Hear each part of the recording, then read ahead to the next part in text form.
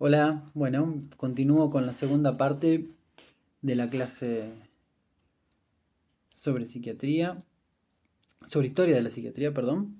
Eh, en el final del video anterior quedamos en que los desarrollos de Bailey y Fallreth se constituyen como aquellos que introducen la crisis del primer paradigma de la historia de la psiquiatría, el paradigma de la alienación mental. Estos trabajos constituyen, como le decíamos, la crisis de la noción de alienación mental en tanto enfermedad única, en tanto especie eh, única de una enfermedad, eh, dando lugar a lo que es el título y lo que constituye el segundo paradigma de la historia de la psiquiatría, que es el de las enfermedades mentales. Y en este caso destaco el plural, el las enfermedades mentales. Pasamos de la alienación mental como especialidad autónoma, como enfermedad única, a la pluralización, las enfermedades mentales, esto que decíamos como distintas especies mórbidas con distintas marchas y que hay que saber diagnosticar y diferenciar, y que a la vez decíamos a partir del trabajo, por ejemplo, de Bailey, de este anatomopatólogo francés, incluso se constata las lesiones en distintos lugares a nivel cerebral de distintas especies de enfermedad mental, lo cual da un sustento bastante más fuerte a, a lo que se creía y a lo que se podía pensar en relación a la lectura de la sintomatología clínica de los pacientes. Bien, paradigma de las enfermedades mentales. Este nuevo paradigma, al destacarse este plural, en oposición al singular de la alienación mental, este nuevo paradigma llevará a que los autores y los psiquiatras pongan el acento en la semiología y en la observación clínica del paciente, ya que al multiplicarse las entidades mórbidas, se vuelve crucial, como les decía, la evaluación diagnóstica. Cuando se trataba de la alienación mental, bastaba con distinguir a esta de otras enfermedades del campo de la medicina, y una vez reconocida, solo había que indicar el tratamiento para esa especialidad única, que se acuerdan que era el tratamiento moral de la locura, que pasaba fundamentalmente por el dispositivo de internación y el trabajo que se haría consecuentemente dentro de ese dispositivo. Al constituirse la patología mental entonces como un conjunto de enfermedades distintas, con sus signos propios y sus modos singulares de evolución, se requería reconocer sus signos. Es así que se despliega la semiología psiquiátrica en su máxima riqueza en este paradigma para poder establecer un pronóstico y un tratamiento adecuado. La semiología es una rama de la medicina que se ocupa de describir y definir los signos de las enfermedades. Entonces, la semiología psiquiátrica pasa a ocuparse de los síntomas que el enfermo manifiesta, los signos que el psiquiatra debe buscar y discriminar, y de los síndromes, es decir, asociaciones más o menos específicas de síntomas y signos, es decir, de lo que manifiesta el paciente y de lo que el psiquiatra debe buscar.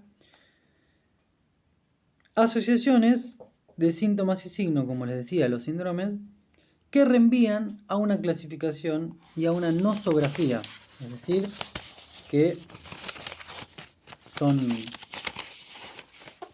en esa lectura de síntomas y signos que se va a remitir a una nosología, a una categoría diagnóstica. En este paradigma se produce un desarrollo marcado y notorio de la clínica.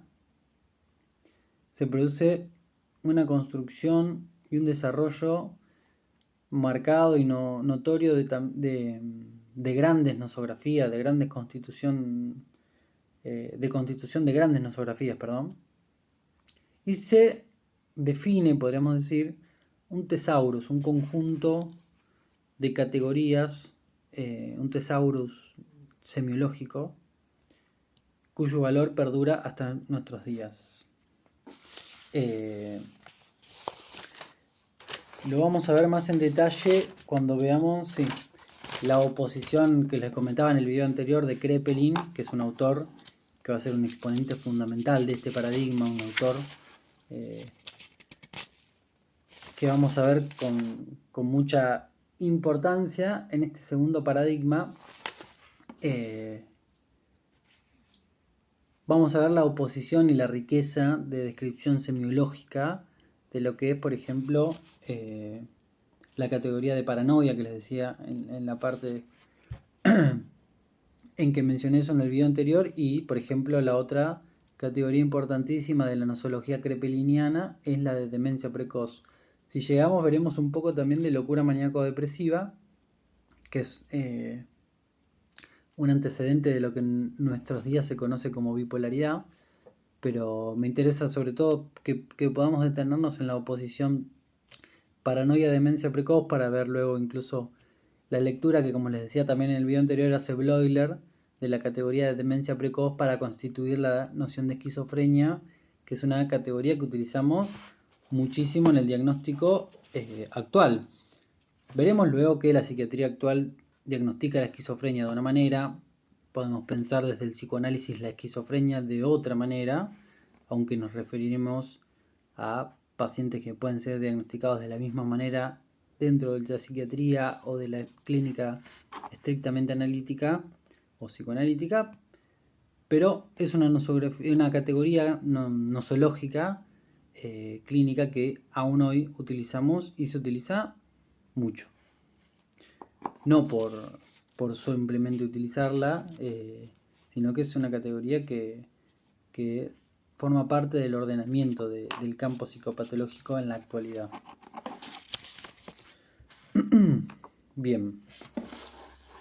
Vamos entonces a lo que es la crisis de este segundo paradigma de las enfermedades mentales, de esta multiplicación de especies mórbidas que da lugar y que pone el acento fundamentalmente en la importancia de hacer el diagnóstico adecuado, correcto, para distinguir una especie mórbida de otra, no solo ya para distinguir una especie de enfermedad que permite a la medicina ocuparse de eso, como era en el primer paradigma y en la alienación mental, que bastaba con diferenciar la enfermedad mental de otras enfermedades, sino que aquí el acento se pone en la realización de diagnósticos que permitan hacer la diferencia entre especies mórbidas distintas y que, como les decía, da lugar a la construcción de grandes categorías clínicas, grandes nosografías, de mucha riqueza de diferenciación de categorías o nosologías distintas. Nosotros me quedé pensando en una cosa que quería contarles, por ejemplo, cuando les decía que vamos a ver la diferenciación entre paranoia y demencia precoz en Kraepelin, nosotros vamos a tomar lo que es la sexta edición del Tratado de Psiquiatría de Kraepelin. Nosotros vamos a extraerla de esa sexta edición, lo cual supone que hubo 5 anteriores. Esto trabajo y movimiento que realizan los autores clásicos de la psiquiatría, y sobre todo en este paradigma, es vastísimo, es muy grande. Nosotros estamos tomando el ejemplo puntualmente de Kraepelin, pero hay un montón de otros autores que podemos ubicar dentro de este paradigma, pero bueno, nosotros por cuestiones de tiempo fundamentalmente nos vamos a limitar a solo esa oposición en la sexta edición del Tratado de Psiquiatría de Kraepelin. Bien, crisis del segundo paradigma, como les decía. Empieza a producirse aquí, en este segundo paradigma, en este campo de la psiquiatría atravesado por por estas particularidades que veníamos comentando, empieza a producirse a partir de la multiplicación de especies mórbidas que más que ordenar el campo de la clínica empiezan a dificultar el ordenamiento. Se produce una multiplicación de especies mórbidas que más que ordenar el campo clínico tienden a producir cierto desorden. A la vez encontramos, como les decía, una teoría como les decía en el anterior video, creo, una crítica a esto que se llamó la teoría de las localizaciones cerebrales.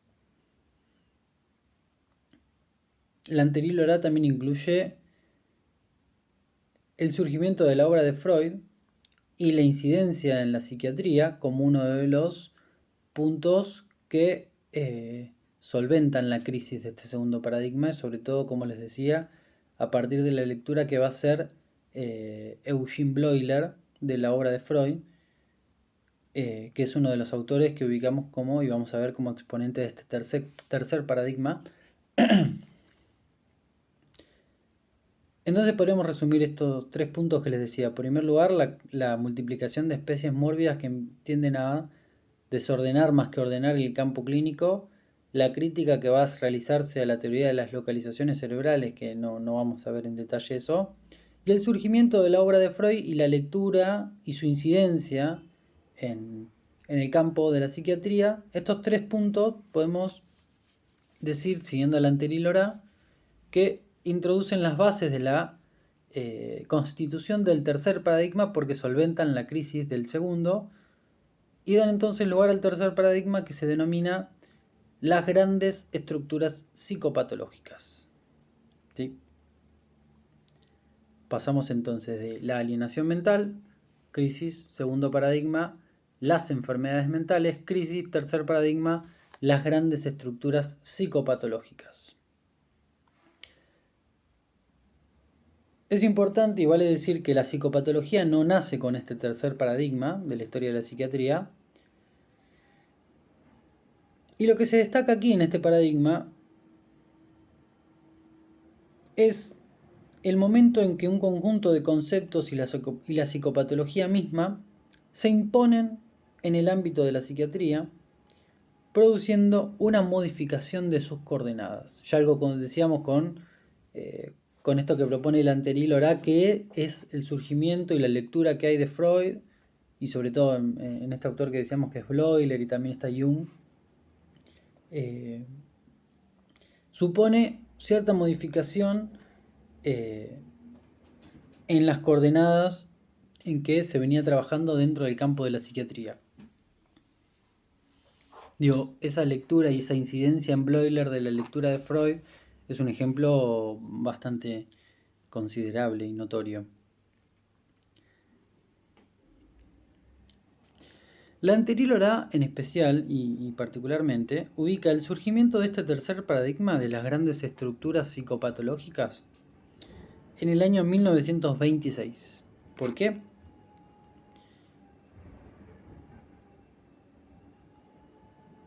Porque en ese año se dio la intervención de Eugene Bleuler en el Congreso de Psiquiatría de Ginebra,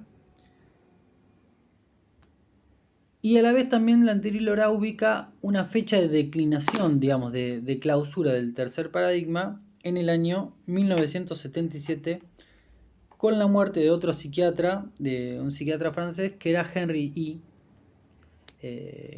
amigo de Lacan, y bueno, en fin, todo un debate ahí con Lacan que lamentablemente no vamos a ocuparnos de él, pero la anterior propone, como les decía entonces, el evento de inauguración del tercer paradigma con la intervención de Bleuler en el Congreso de Psiquiatría de Ginebra en 1926 y la clausura, la declinación del tercer paradigma en el año 1977 con la muerte de Henry psiquiatra francés. La elección del año 1926 por la anterior para fechar la constitución de este paradigma y no en la redacción del texto sobre esquizofrenia de Bleuler, que es del año 1908, Es porque en el Congreso de Alienistas y Neurólogos de Lengua Francesa, en Ginebra, del año 26, marca la aceptación, dice la anterior hora, y la consolidación de la perspectiva de Bleuler en el plano internacional. Digo, él se propone tomar esta fecha de la intervención de Bleuler porque marca para él lo que es esta aceptación y consolidación de la propuesta bleuleriana respecto a sus concepciones a la hora de pensar el ordenamiento de la clínica. Mencionamos alguna cuestión de ahora respecto a uno de los términos que está implicado en el título de este tercer paradigma, que se llama el de las grandes estructuras psicopatológicas, que es, voy a mencionar ahora, alguna particularidad de la psiquiatría en relación a qué término utilizaba y con qué término se manejaba, en especial en relación a la palabra que aparece allí, que es la de estructura.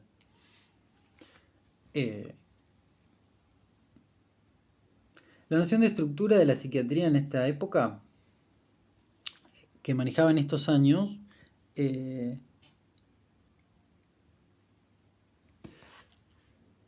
tuvo su origen y está tomado de la teoría de la forma, que seguro conocen como teoría de la Gestalt, ¿sí?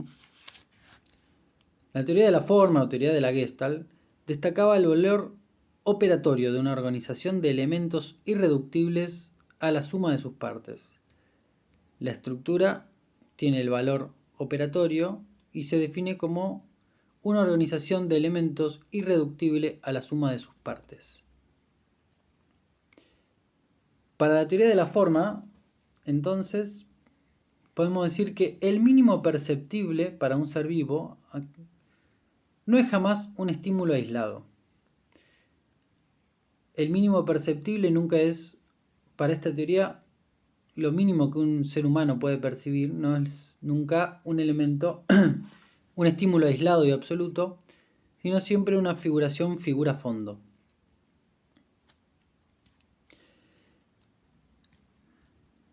Esto, justamente, podemos pensar,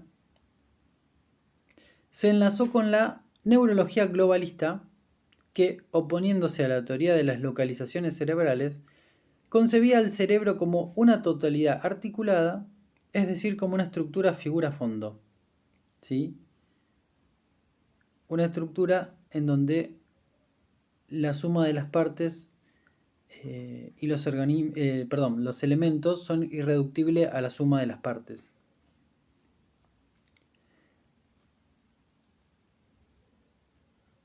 En este tercer paradigma, en donde podemos pensar, como les decía,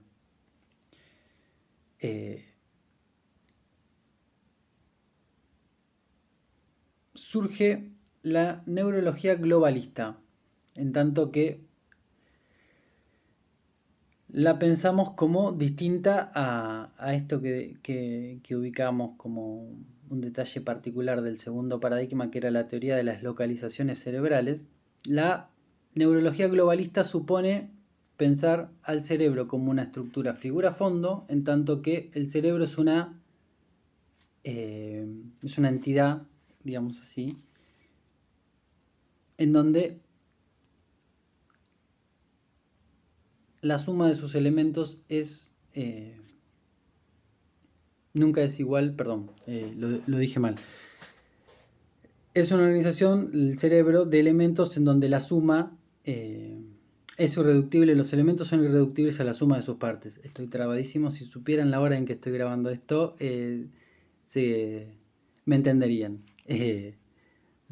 Recapitulo. Surge en este tercer paradigma la neurología globalista que se opone a la teoría de las localizaciones cerebrales. ¿Por qué? Porque se piensa el cerebro de esta manera.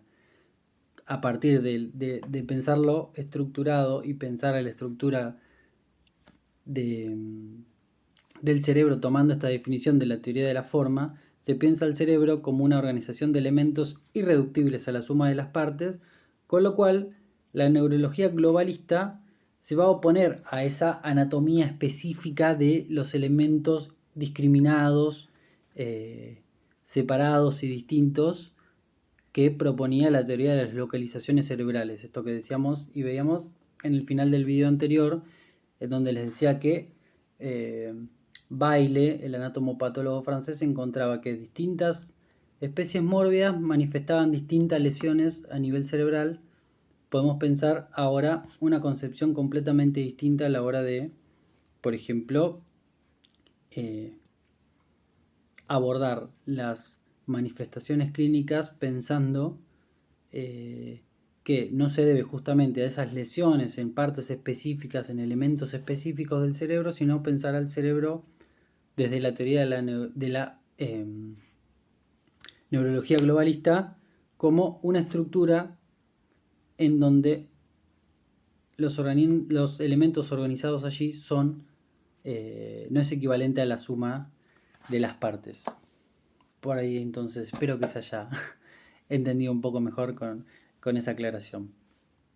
Otro punto importante de este paradigma es que se impone aquí en este momento la oposición neurosis-psicosis y que esta distinción en principio, más allá de que los nombres y la nominación neurosis y psicosis ya existiera y preexistiera el psicoanálisis, la distinción neurosis-psicosis proviene del psicoanálisis, fuertemente la distinción, y vamos a verlo cuando veamos bastante más adelante, por ejemplo, los trabajos de Freud sobre neuropsicosis de defensa. La distinción neurosis-psicosis se impone fuertemente desde el psicoanálisis, y esta distinción permitirá a la psiquiatría organizar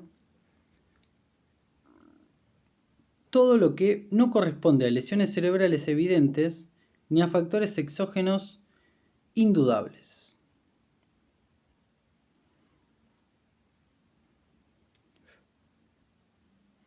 Uno de los autores, como les decía, que marca el punto de crisis del paradigma de las enfermedades mentales y el pasaje a las grandes estructuras psicopatológicas es, como lo nombré 200 veces, Eugene Bleuler. Resulta importante entonces diferenciar la perspectiva de Kraepelin, vamos a verlo más adelante, de la de Bleuler.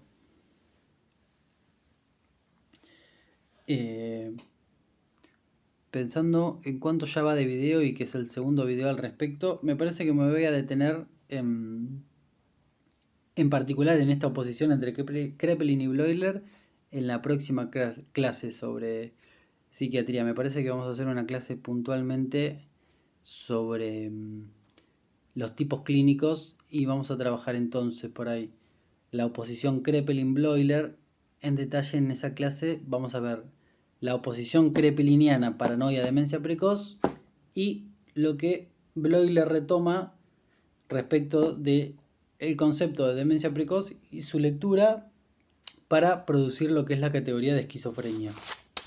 Prefiero que tomemos una clase para no hacerlo ahora porque quizás se va a hacer muy extenso, considerando que ya está la segunda parte de un video anterior. Bien.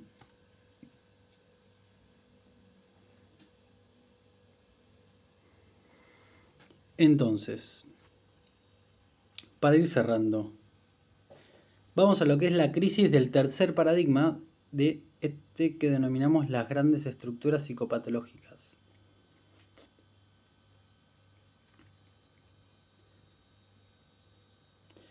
La crisis de este paradigma estructural se debe en parte a lo abusivo de la utilización del concepto de estructura,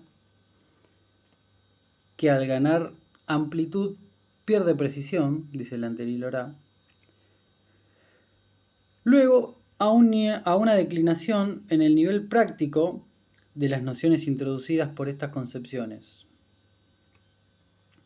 Es también el cambio introducido por el surgimiento y la multiplicación de los psicofármacos, así como la diversidad de dispositivos psicoterapéuticos, las que introducen nuevos problemas prácticos que ponen en cuestión al paradigma de las grandes estructuras. Pensemos que el surgimiento de los psicofármacos empieza a ordenar completamente distinto el abordaje y el tratamiento de las categorías clínicas.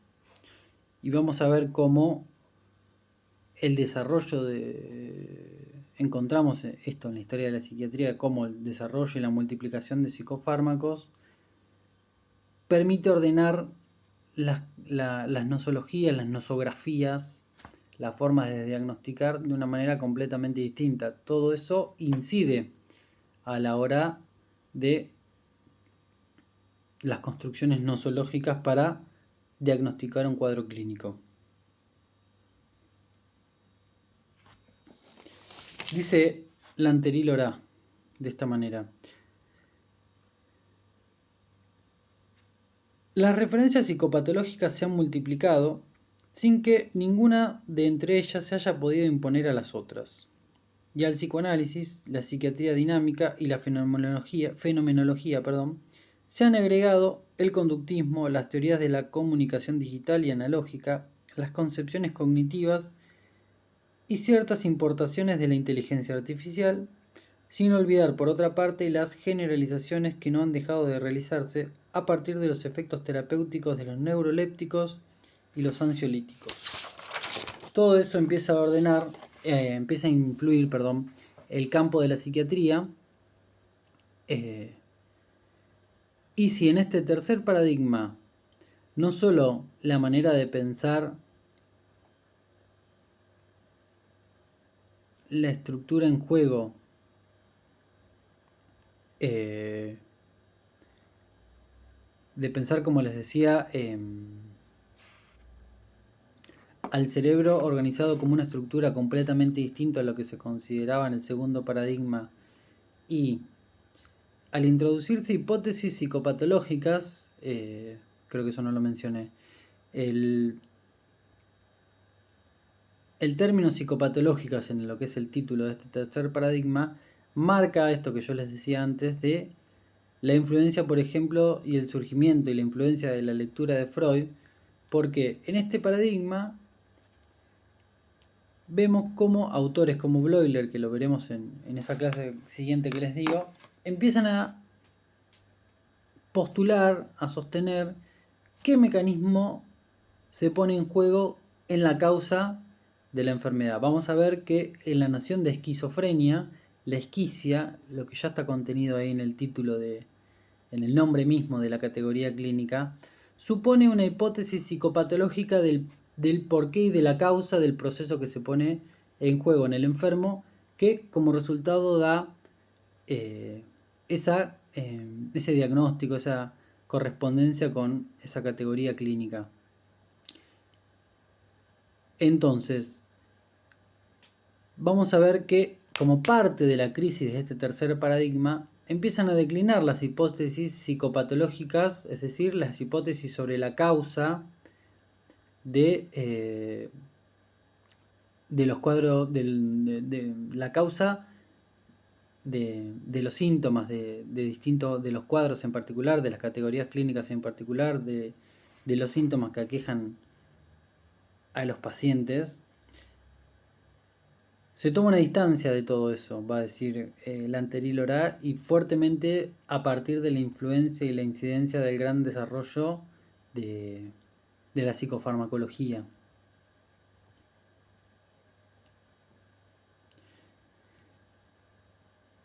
Continúo con la cita que estaba comentando de lo que decía Lanteril-Orá. Él agrega lo siguiente: al mismo tiempo, la distancia que separa la actividad cotidiana y clínica y terapéutica de las teorizaciones ha aumentado mucho. Carecemos completamente de una teoría de la práctica capaz de dar cuenta de manera reflexiva de las prácticas mismas. Esto que yo les decía, que es un poco la definición de crisis y de la caída de eso que al principio llamábamos en el video anterior con Kuhn, ciencia normal, ¿verdad?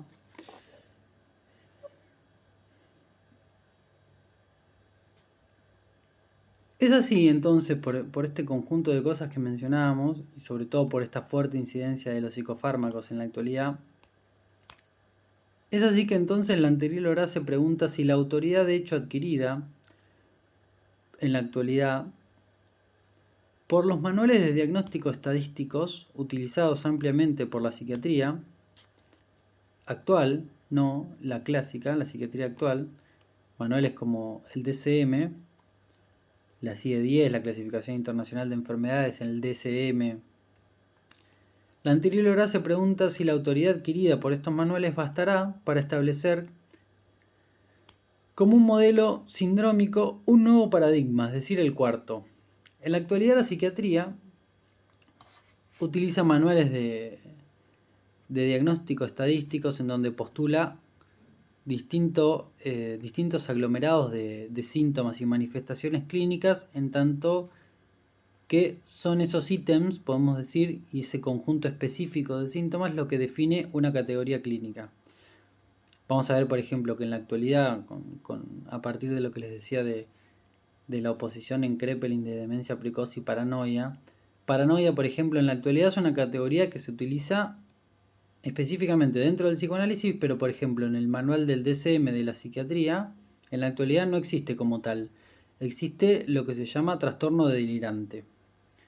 El trastorno delirante no es la categoría clínica de paranoia como la entendía y la postulaba y la definía Kraepelin en su momento, sino que la categoría misma sufrió todo un derrotero a lo largo de esta historia que ha desembocado en que hoy podamos encontrar como cierto vestigio de eso en lo que en el DSM encontramos como trastorno delirante.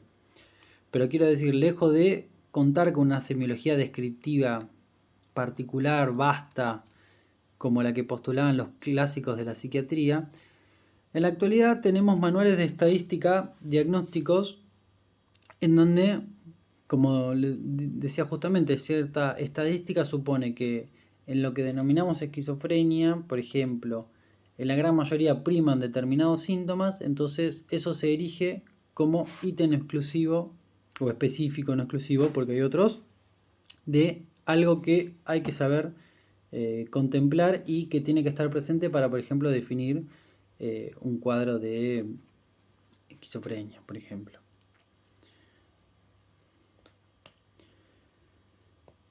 Entonces la pregunta del anterior era, si suponemos, dice él, que el tercer paradigma se ha encontrado en crisis en la actualidad, ¿es el desarrollo, es la autoridad que han ganado estos manuales dentro del campo de la psiquiatría? ¿Es la autoridad suficiente para pensar que constituyen lo que podemos erigir como un cuarto paradigma dentro del que estaríamos en la actualidad? ¿Un cuarto paradigma contemporáneo? ¿Sería ese el que sostiene la autoridad ganada por estos manuales de la psiquiatría en la actualidad? La vía que lleva a los DSM, a los manuales de estadísticos de diagnóstico, fue abierta por la concepción sindrómica de un psiquiatra discípulo de Jaspers que se llamó Schneider. Él introdujo la noción de síntoma de primer orden. Cada síndrome posee algunos síntomas que pueden servir para el diagnóstico. Por ejemplo, para la esquizofrenia, esto que les decía antes, hay 11 ítems, 11 signos específicos que permiten hacer el diagnóstico de esquizofrenia, no de psiquiatría, de esquizofrenia.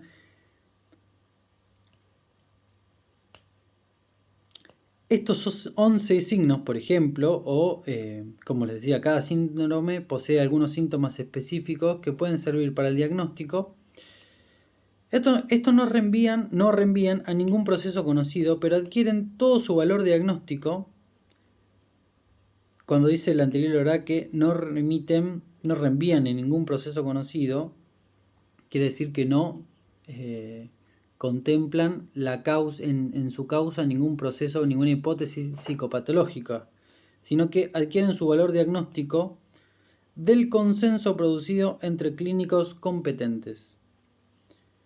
Así se deja de lado la etiología y la evolución misma, ambas nociones de carácter psicopatológico, dado que son relativizadas completamente. A partir de esta manera de abordaje que introduce Schneider con esta idea de que encontramos síntomas de primer orden que no ameritan, no requieren la pregunta y una hipótesis psicopatológica respecto de su causa, qué se pone en juego para encontrar estos síntomas. Lejos de preguntarse por la etiología y el mecanismo psicopatológico en juego, para la psiquiatría actual, los síntomas, los síndromes, la asociación entre síntomas y signos, adquieren valor en tanto que reenvían a una clasificación puntual, a un diagnóstico puntual que se erige de una concepción enteramente estadística producida por clínicos competentes expertos. Es decir, que son los clínicos expertos competentes, los psiquiatras, los que dicen tales signos son los que deben buscarse para hacer un diagnóstico de esquizofrenia. Estos y no otros.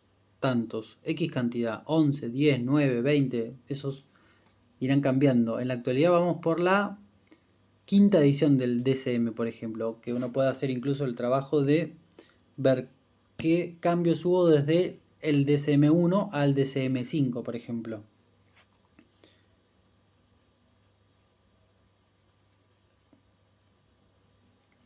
Termino con una última cosa que dice Lanteril al respecto de toda esta cuestión. Él considera que la fragmentación progresiva y la pérdida de homogeneidad de la psiquiatría contemporánea resulta un obstáculo mayor a la hora de identificar un cuarto paradigma, aunque no podría concluirse su inexistencia del hecho de que no sepamos todavía nada de él.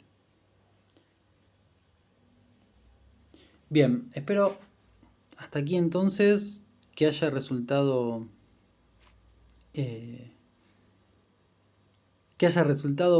no espero que haya resultado, espero que haya resultado clara la clase. He tratado de hacer mi mayor esfuerzo, pero hasta aquí me parece que ya por la extensión, sí, incluso también de este segundo video para hacer la segunda parte de la primera clase, me parece que me excedí un poquito en el tiempo, pero la idea era hacerlo un poco más corto.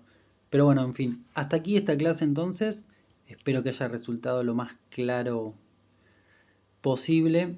Sin embargo, como bueno, anticipé un montón de veces, vamos a hacer una clase autónoma sobre la oposición demencia precoz y paranoia y esquizofrenia en Bloiler. Y seguro que muchas de estas cuestiones que hoy mencioné van a dialogar con esa próxima clase. Así que bueno, hasta aquí entonces la segunda parte de esta segunda clase sobre historia de la psiquiatría y psiquiatría clásica.